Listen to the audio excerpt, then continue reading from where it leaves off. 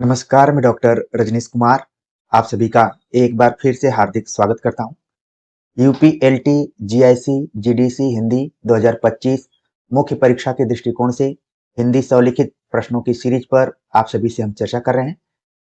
आज जिस प्रश्न पर हम बातचीत करने जा रहे हैं वो प्रश्न नंबर 43 है, जिसके अंतर्गत हम बातचीत करेंगे रस के अवयव पर विचार कीजिए।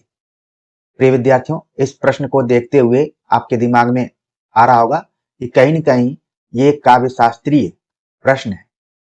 रस के अवयव पर विचार कीजिए प्रश्न अगर आपके एग्जाम में 125, 200, 250 शब्दों में पूछा जाए तो आप इसको कैसे लिखेंगे।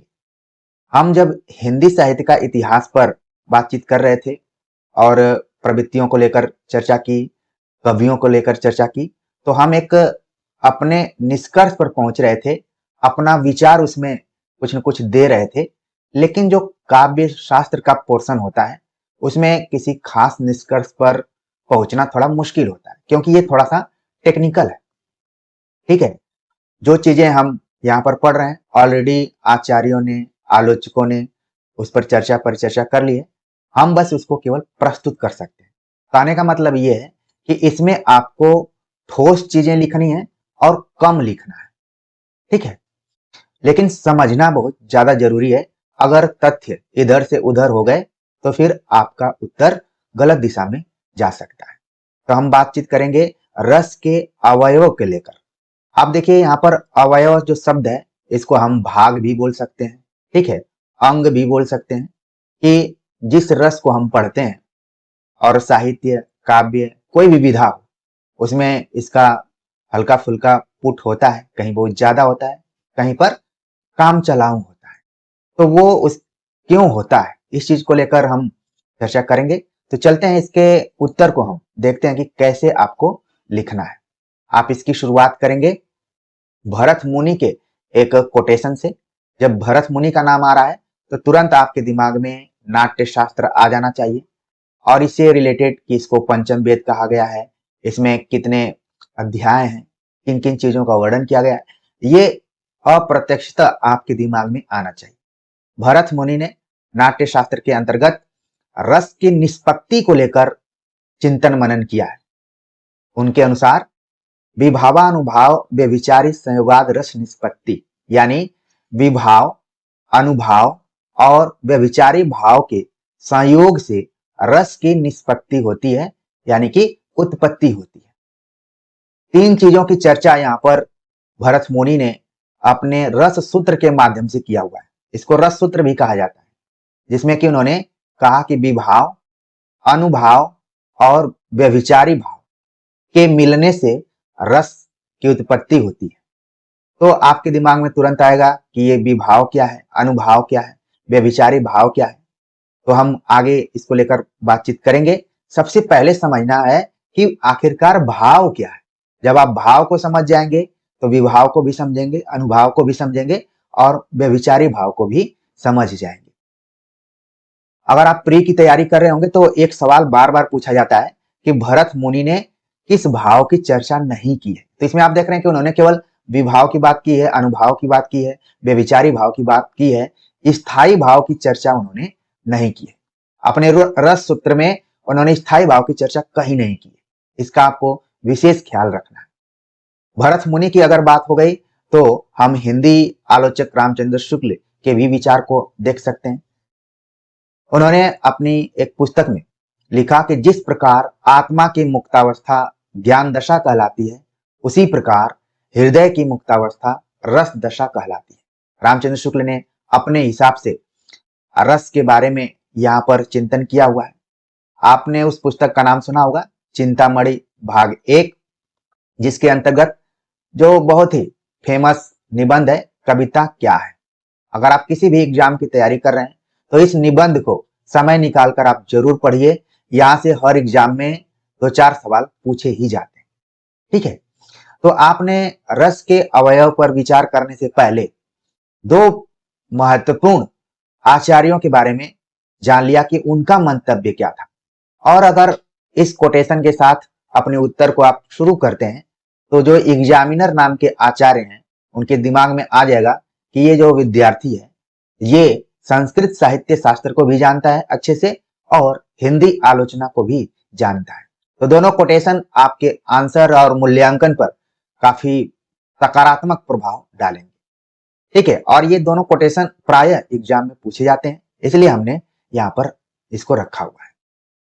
हमने कहा था कि हमें विभाव, अनुभाव, व्यभिचारी भाव को जानने से पहले भाव को जानना चाहिए। तो भाव क्या है? मन का विकार है। मन का विकार भाव कहलाता है।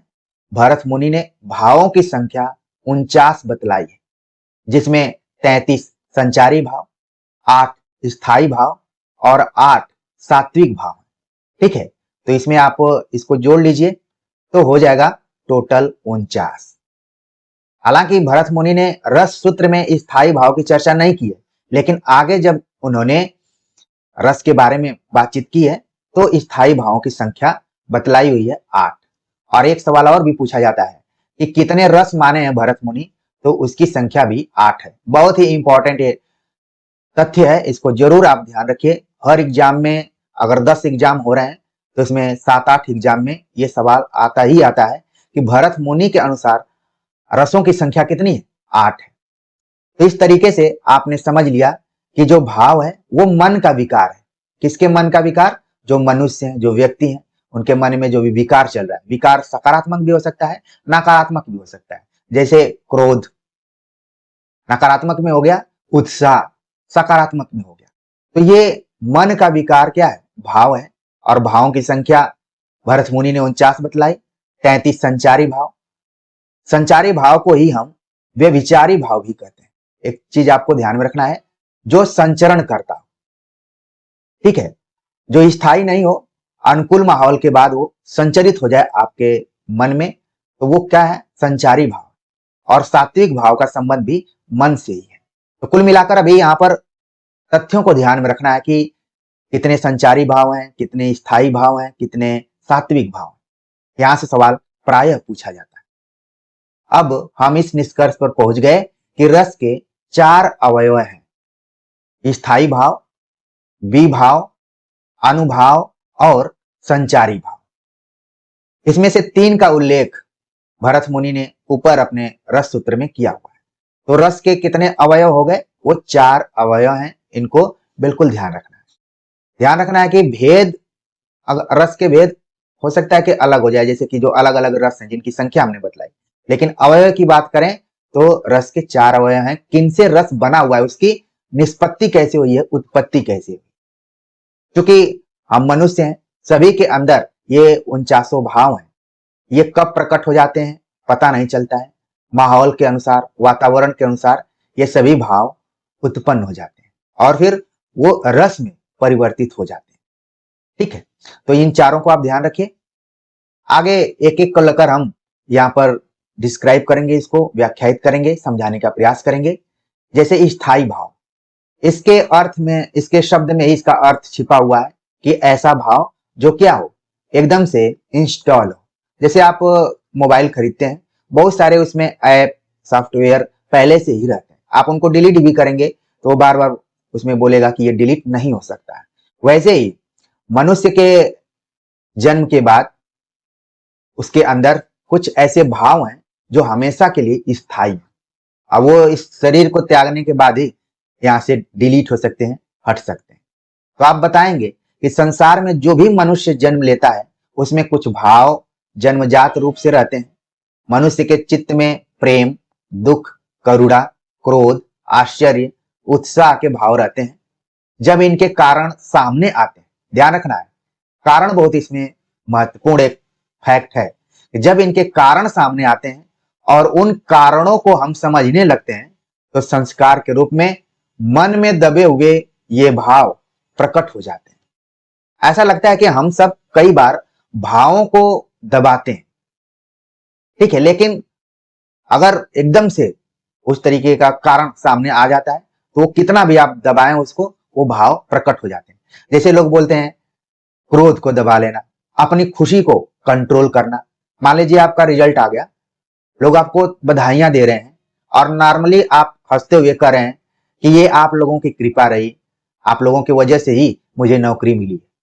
लेकिन वास्तविकता कुछ और है। आप अपनी खुशी को कंट्रोल कर रहे हैं। आप ये नहीं कि कूदना शुरू कर दिए, दो चार लोगों को घायल कर दिए, ये सब नहीं किया। आप उसको क्या किए? कंट्रोल किए, उसको दबाने का प्रयास किए। तो इसी तरह साहित्य में भी ये भाव प्रकट होते हैं। इन्हीं को स्थायी भाव कहा गया है। कुछ के उदाहरण है, जैसे रति। रति क्या एक भाव है। स्त्री और पुरुष का जो प्रेम है उसको हम रति भाव कहते हैं। हास, शोक, यानी जब आप दुख में होते हैं तो शोक का भाव होता है। क्रोध, उत्साह, भय। जब आपका रिजल्ट आने वाला होता है तो आप उत्साहित रहते हैं। रिजल्ट को लेकर डर भी रहता है। जुगुप्सा, घृणा। कई बार तो हम किसी चीज को देख के घृणित हो जाते हैं। जैसे उदाहरण बार बार दिया जाता है कि कहीं कोई दुर्घटना हो गई है या फिर कोई पशु मरा हुआ है, तो नाक बंद करके हम वहां से भागने का प्रयास करते हैं, घृणा करते हैं, गंदगी से मतलब। लेकिन कई बार इस घृणा को आप देखें कि मनुष्य मनुष्य से भी घृणा करता है। विस्मय, आश्चर्य। जैसे आपका रिजल्ट आ गया और आपका नाम पीडीएफ में, आपको उम्मीद नहीं थी, आपने मेहनत जरूर किया था, लेकिन आप आश्चर्यचकित हैं कि मेरा चयन हो गया, मैंने टॉप कर दिया। इस टाइप से आप आश्चर्यचकित हैं। बाद में आपका इंटरव्यू इत्यादि, आपको बहुत सम्मान दिया जाएगा, लेकिन उसके पहले आप आश्चर्यचकित रहेंगे कि सही में मैं ही हूं कि कोई और है। कई बार आप रिजल्ट देखेंगे। मुझे याद आता है कि जब मेरा पहली बार जेआरएफ हुआ था तो मैं 3-4 बार रिजल्ट देखा कि ये मेरा ही रोल नंबर है कि दूसरे का है। और देखने के बाद एक सीनियर थे, उनके रूम में मैं गया, वो लैपटॉप इत्यादि उस समय रखते थे। तो मैं बोला कि भैया रिजल्ट आ गया, थोड़ा मेरा रिजल्ट देखिए। तो उन्होंने कहा कि हाँ तुम्हारा हो गया। तब मैं निश्चिंत हुआ कि हाँ मेरा रिजल्ट हुआ है। तो ये आश्चर्य होता है। आप मेहनत करते हैं, सारी चीजें करते हैं। निर्वेद, वैराग्य या शांति। निर्वेद जो शांत रस है, उसका एक यहाँ पर स्थायी भाव है। नौकरी के बाद ज्यादातर ये भाव आपके सामने आ जाता है। आपको लगता है कि हमारा जो विद्यार्थी जीवन था वही अच्छा था। मुझे एक घटना और याद आती है, जब सीजी में, छत्तीसगढ़ में असिस्टेंट प्रोफेसर को हमने ज्वाइन किया, तो मुझे लगा कि जब मन करेगा मैं घर चला जाऊंगा। ये 1-2 दिन मैं थोड़ा सा अपने कमरे पर ही रह गया, तो हमारे प्राचार्य का फोन आया। उन्होंने कहा कि अब आप विद्यार्थी नहीं है, आप नौकरी में आ गए हैं, आपको बताना पड़ेगा, आपको सीएल इत्यादि लेना पड़ेगा। तब मुझे समझ में आया कि ये सीएल क्या होता है, ईएल क्या होता है। ये सब छुट्टियां हैं जब आप नौकरी पाएंगे। तो फिर व्यक्ति क्या हो जाता है? शांत हो जाता है। उसको लगता है कि अभी तक तो हम विद्यार्थी जीवन में ही अच्छे थे, लेकिन नौकरी मिल गई, चलिए अब शांति से अपने काम को करना। आगे वात्सल्य, अपने से छोटों के प्रति प्रेम। वात्सल्य वैसे कहा जाता है कि जो माता पिता का अपने संतान के प्रति प्रेम होता है उसको हम बोलते हैं वात्सल्य। तो ये कुछ स्थायी भाव हैं जो न चाहते हुए भी, अगर कोई स्त्री किसी पुरुष को देखकर उसके मन में कोई आकर्षण नहीं हो रहा है, जिसका मतलब है कि उसको इलाज कराने की जरूरत है। अगर किसी का निधन हो गया है, कोई दुर्घटना हो गई है, आप दुखी नहीं हो रहे हैं, तो भी आपको दिखाने की जरूरत है। ठीक है। अगर कोई अच्छी चीज है तो आपको उत्साहित होने की जरूरत है। कुल मिलाकर जो ये सब भाव हैं स्थायी आपके हृदय में, ये इनबिल्ट है, पहले से ही बने हुए हैं। जो भी ऊपर की कृपा रही है उसके हिसाब से मनुष्य जब से जन्म लेता है ये सब भाव उसमें बने हो। ठीक है।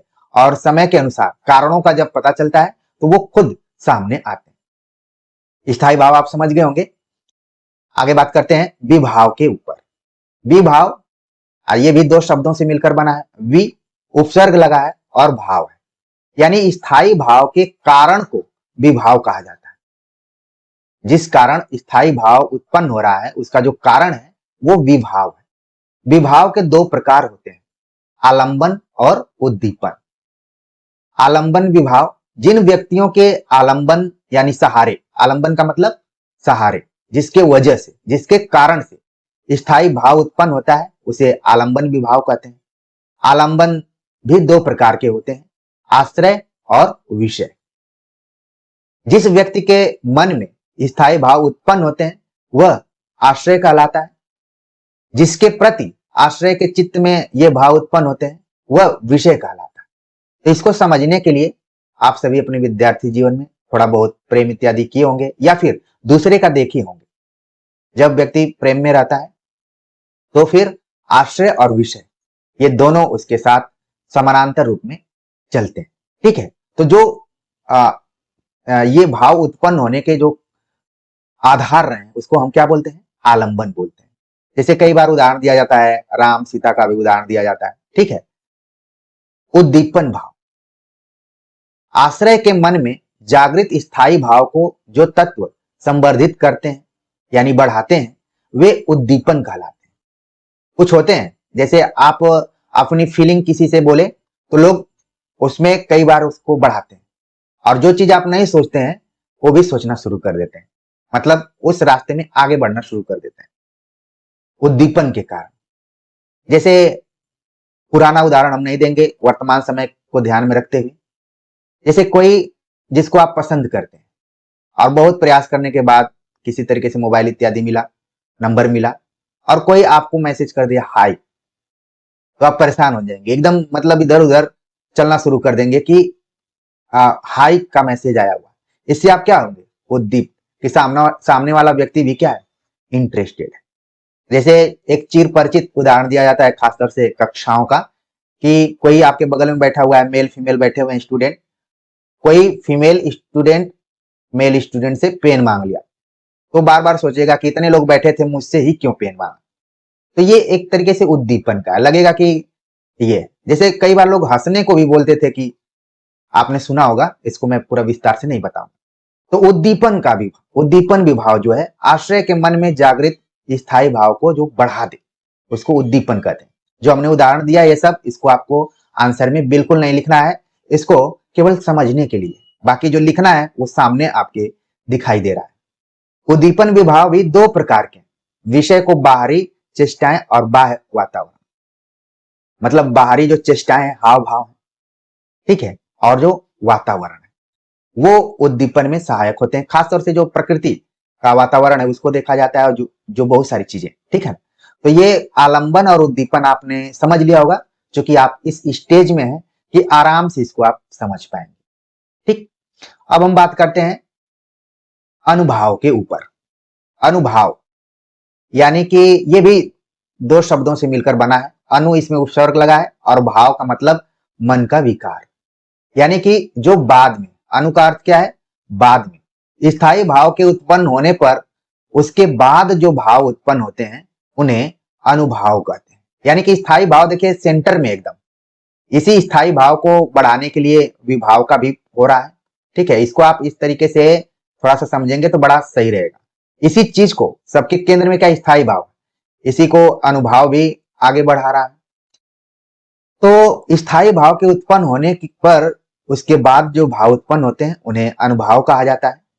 ये अनुभाव उस व्यक्ति में उत्पन्न होते हैं जो स्थायी भाव का आश्रय है। अभी हमने पहले आश्रय और विषय के ऊपर चर्चा की है, उसी के अंदर ये अनुभाव उत्पन्न होते हैं। अनुभाव चार प्रकार के होते हैं, कायिक, वाचिक, आहारिक और सात्विक। कायिक का संबंध किससे है, शरीर से। वाचिक का वाणी, आहारी का वेशभूषा, और सात्विक का मन से। आपने देखा होगा कि आपने एक निबंध और पढ़ा होगा, श्रद्धा भक्ति, नहीं पढ़ा होगा तो जरूर आप पढ़ेंगे जाकर। उसमें प्रेम और श्रद्धा के बारे में बहुत ही अच्छे से आचार्य रामचंद्र शुक्ल ने डिस्क्राइब किया, उसके बारे में बतलाया हुआ है। अगर हम यहाँ पर प्रेम भाव को देखें तो कई बार हम देखते हैं किसी के रूप को देखकर, जो इसका शरीर है उसको देखकर हमारे अंदर प्रेम उत्पन्न होता है। कई बार वाणी को देखकर, जैसे आरजे होते हैं, या फिर मोबाइल पर किसी की आवाज आप सुन रहे हैं तो आपको लगता है कि बहुत ही ये होगा। कई घटनाएं आपने देखा होगा, सुना भी होगा कि आपस में फोन पर बातचीत होती थी, लेकिन जब दोनों आप मिलने के लिए गए तो एक दूसरे को पहचाने, कई बार लोग एकदम स्तंभ की स्थिति में हो जाते थे। यहाँ पर देखिए सात्विक भाव, कि हम किससे बात कर रहे थे, आवाज तो बहुत अच्छी थी लेकिन देखने में कैसा। तो ये है, कायिक का संबंध किससे, शरीर से, और वाचिक का संबंध किससे, वाणी से। कई बार वाणी से लोगों को प्रेम हो जाता है, और कई बार वेशभूषा से हो जाता है। वेशभूषा में वर्तमान समय की जो तकनीकी है, जो प्रसाधन सौंदर्य की तकनीकी है, वो भी है। कई बार आप देखेंगे कि वेशभूषा धारण करने से बहुत चीजें बदल जाती हैं। और कई बार लोग मन से प्रेम करते हैं, ये ही असली वाला प्रेम है, मन वाला।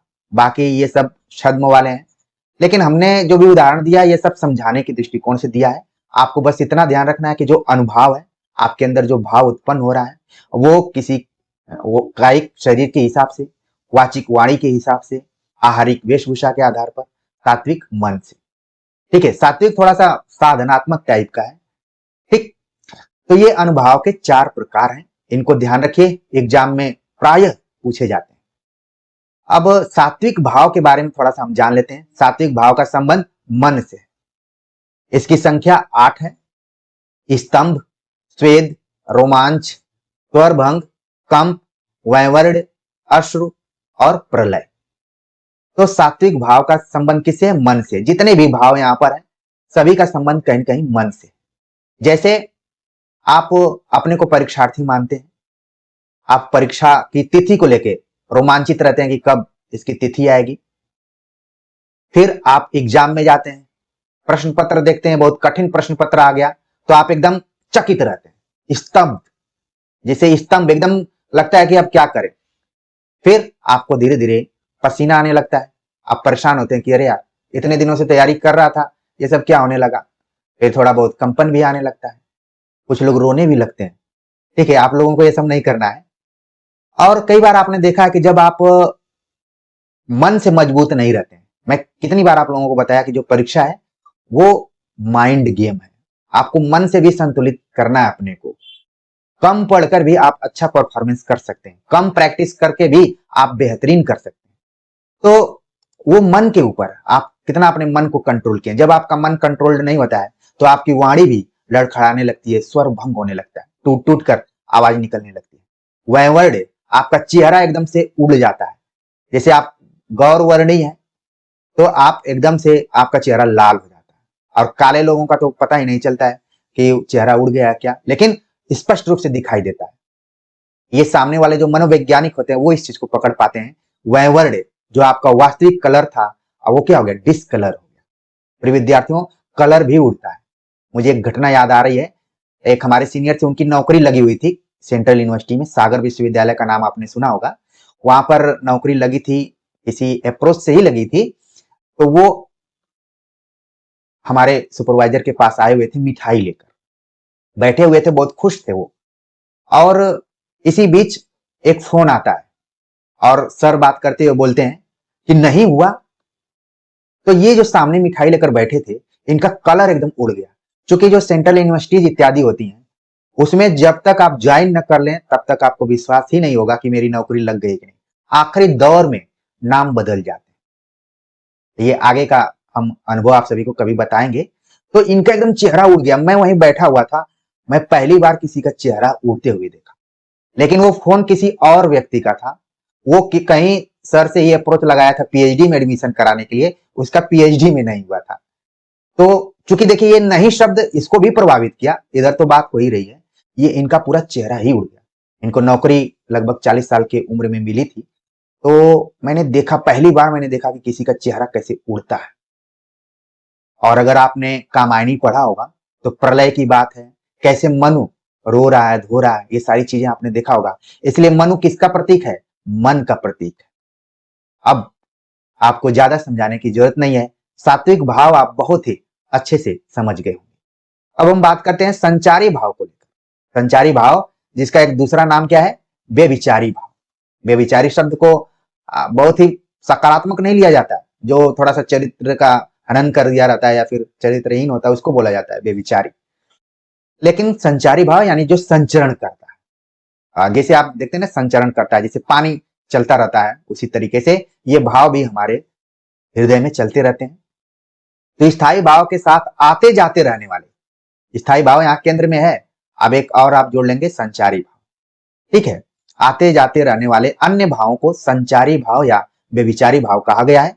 संचारी भावों की संख्या 33 बताई गई। इसमें से मुख्य संचारी भाव शंका, निद्रा, मद, आलस्य, वितर्क, हर्ष, जितने भी, चिंता, ये सभी संचारी भाव के अंतर्गत आते हैं।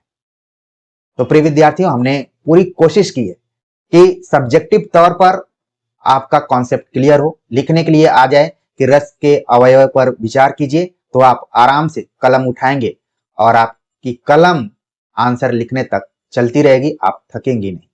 और अगर ऑब्जेक्टिव पैटर्न पर सवाल आ जाए तो संचारी भावों की संख्या कितनी है, संचारी भाव आखिरकार होते क्या है, अगर पूछ लिया जाए तो भी बता देंगे। सात्विक भाव का संबंध किससे है, इनकी संख्या कितनी है, और एक एक शब्द को हमने यहाँ पर एक तरीके से इसके अर्थ को भी बताने का प्रयास किया, उदाहरणों के साथ भी बताने का प्रयास किया। आपने उसको अच्छे से समझ लिया होगा। अनुभाव क्या है, उनकी संख्या कितनी है, ठीक है। उद्दीपन क्या है, आलंबन क्या है, विभाव क्या है, ये सब हमने बता दिया आपको। स्थायी भाव क्या है, बहुत ही अच्छे से आप रस के अवयव को समझ गए होंगे। और जो कुछ बचा खुचा था कि जो महत्वपूर्ण आलोचक रहे हैं, आचार्य रहे हैं, उनके दृष्टिकोणों को भी हमने बता दिया है। तो आप सभी के कमेंट का हम इंतजार करेंगे। मिलते हैं एक नए टॉपिक के साथ, तब तक के लिए नमस्कार।